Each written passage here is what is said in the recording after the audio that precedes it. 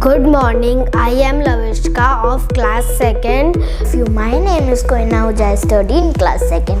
Today I am doing density experiment.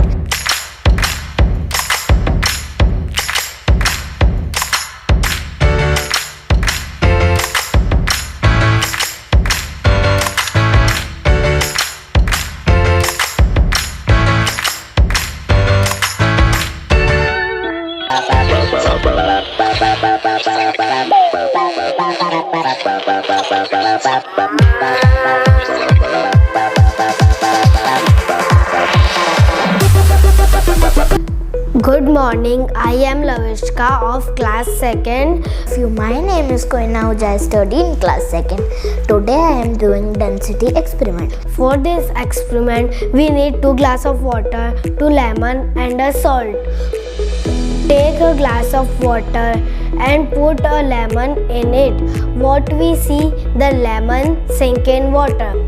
Take 2 tablespoons of salt and mix in it water. Mix it well and take another lemon and put in this glass. Now what we see, the lemon floats in water. Put a lemon in this glass. What we see, the lemon float in this glass. This experiment shows that the object which has less density than water floats in it. Thank you.